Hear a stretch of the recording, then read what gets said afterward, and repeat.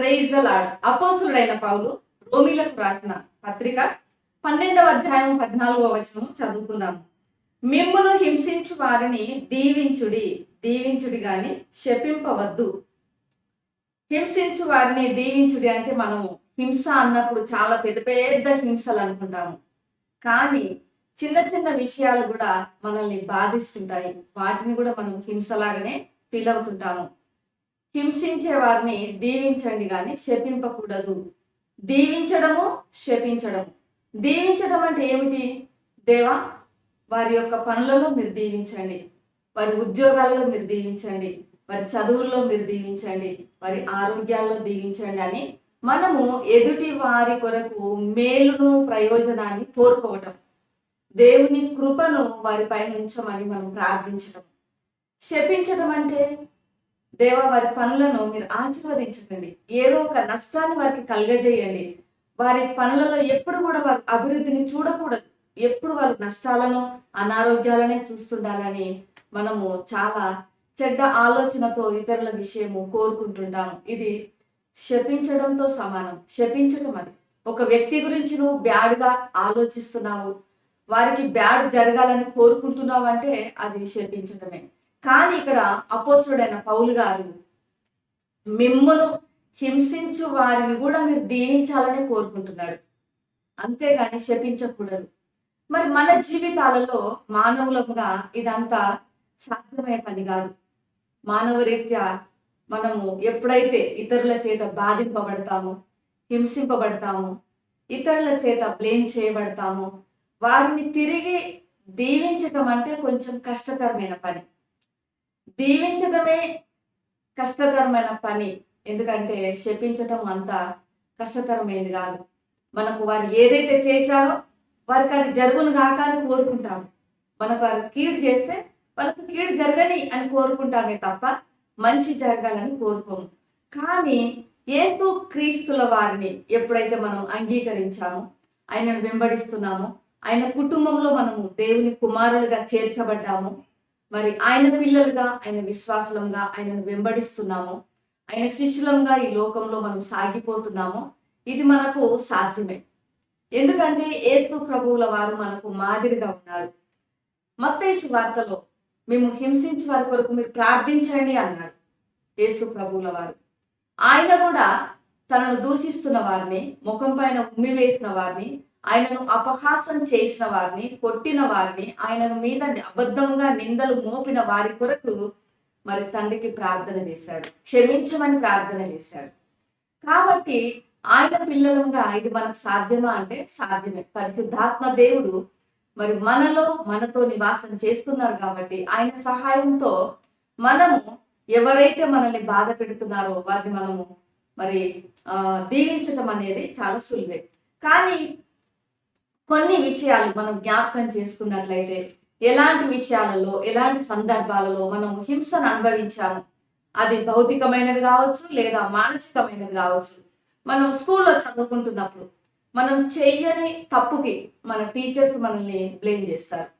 ఎవరో చేసిన తప్పు మన మీద మోపబడినప్పుడు మనకు పనిష్మెంట్ దొరుకుతుంది. అలాంటి సమయంలో దీవించగలమా టీచర్స్ని?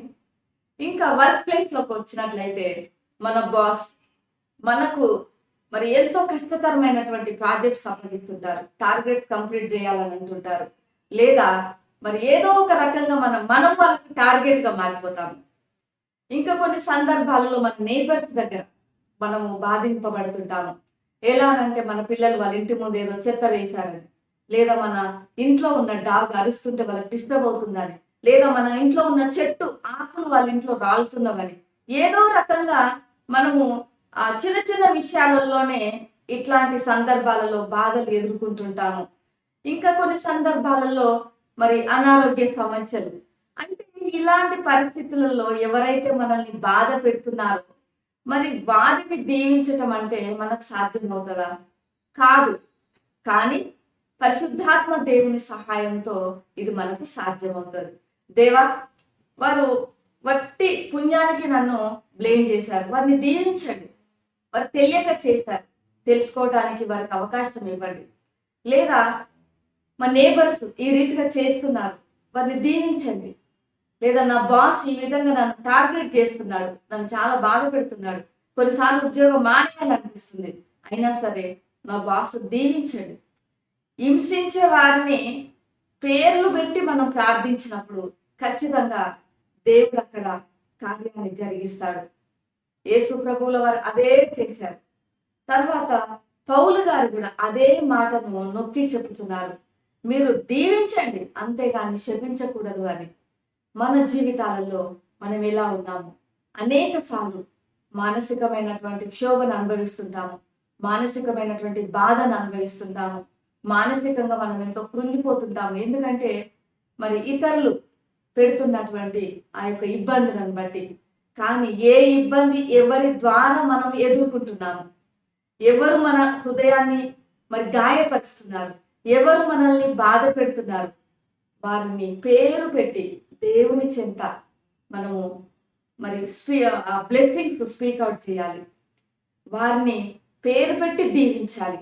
దేవా నా బాస్ని దీవించు, దేవా నా ఫ్రెండ్ని దీవించు, దేవా నా టీచర్ని దీవించు, దేవా నా యొక్క పొరుగు వారిని దీవించండి, దేవా లేకుంటే నా కుటుంబ సభ్యుల్లో ఈ వాళ్ళు ఎవరైతే ఉన్నారో మన కుటుంబ సభ్యులు కూడా వారిని పేరు పెట్టి కూడా మనము ప్రార్థించి వారిని దీవించమని ప్రార్థించినప్పుడు దేవుడు ఖచ్చితంగా వారిలో మార్పును తీసుకొని రాగలడు.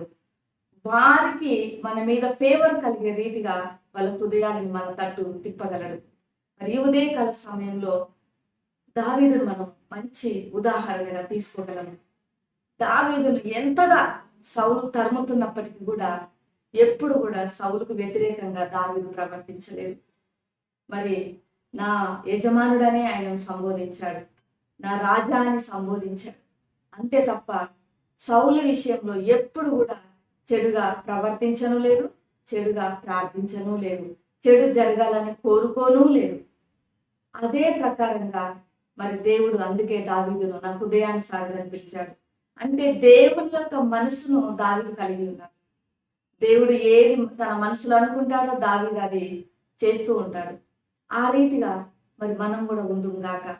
మరి మీ జీవితాలలో కూడా ఎవరి ద్వారా మీరు హింసలు ఎదుర్కొంటున్నారు, అవి వారి కుటుంబ సభ్యులే కావచ్చు, నేబర్సే కావచ్చు, వర్క్ ప్లేసే కావచ్చు, ఫ్రెండ్సే కావచ్చు, వాళ్ళు ఎవరైనప్పటికీ కూడా మీ హృదయాన్ని గాయపరిచే ప్రతి వ్యక్తి పేరు పేరు చొప్పున వారిని దీవించమని దేవునితో చేద్దాం, మనం ప్రార్థన చేద్దాము. అంతేగాని మనం మనసులో కూడా మనము వారికి కీడు జరగాలని కోరుకోకూడదు. ఎందుకంటే దేవుడు మన నోటి మాటల కంటే ఎక్కువగా మన హృదయాన్ని పరిశీలన చేస్తున్నాడు. మొదట మన యొక్క ఉద్దేశాలను చదువుతున్న దేవుడుగా ఉన్నాడు, మన ఆలోచనలను ఎరిగినటువంటి దేవుడుగా ఉన్నాడు. అందుకే మరి మన హృదయంలో కూడా మనం పాపం చేయకుండా, మన తలంపులలో కూడా మనం పాపం చేయకుండా, మన తలంపులలో కూడా వారికి కీడు జరగాలని కోరుకోకుండా, వారికి మేలు జరగాలని, ప్రతిగా వారికి మంచి జరగాలని, ప్రతిగా వారు వర్ధిల్లాలని, ప్రతిగా వారికి ఆశీర్వాదం రావాలని మనం కోరుకుందాం.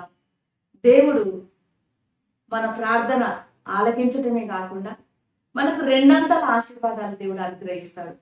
మనకు రెండంతల దీవెనలు కావాలంటే మనల్ని హింసించే వారి కొరకు మనము మరి దీవెన వచనాలు పలికి ప్రార్థన చేద్దాము. ప్రేమ నమ్మకం కలిగిన పరలోక తండ్రి, పరిశుద్ధుడానికి వందనాలు చెల్లిస్తున్నాము.